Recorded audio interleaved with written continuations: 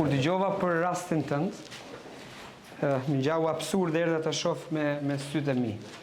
Prej 3 vitesh, Eduardi, i cili jeton në qytetin Studenti në Tiranë, jeton në terr. Pamundësia për të paguar energjinë për shkak të një pensioni të tij mujor që është vetëm 6.000 lekë të rinj, e ka lënë atë pa drita dhe në një varfëri të tejskajshme. Sa kohë ke pa drita? 3 vjet. Ke 3 vjet. Dhe pse ta kanë shkëput? Si probabilin. Eduardi tregon jetën e vështirë, pamundësinë për pagesën, por gjithashtu edhe shitjen e orentive shtëpiake për të blerë ushqime. Ti je pensionist apo jo? Pensionist pa pension. Ma që 6%. Po pse se merr pensionin e plot? Nuk e marr se ka dalë vula fato thotë e minier Valjesit. Ti ke punuar ke minier Valjesit? 7 vjet. 7 vjet. Pesi kam punuar në Pirs. Midë centrat, kanë shitur frigorifer. Sa e shite frigoriferin? 20.000 lekë vjetra.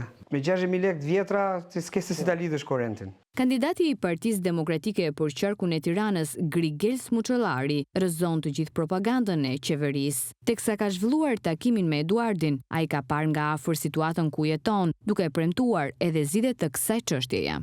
Do të sigurohem personalisht vetë që të vi te shtëpia e Edit së bashku me cilin do punonjës dhe të lidhim me energjinë elektrike. Nuk mund të jetoj në kushte të tilla. Është njerëzore. Eduardi është një nga shumë rastet që jeton në varfëri ekstreme, edhe pse ka kontribuar dhe ka punuar për shumë vite. Kjo është një nga dëshmitë që rrëzon propagandën e qeverisë Edi Ramës dhe që konfirmon nevojën për programin e Partisë Demokratike që garanton minimumin jetik për çdo.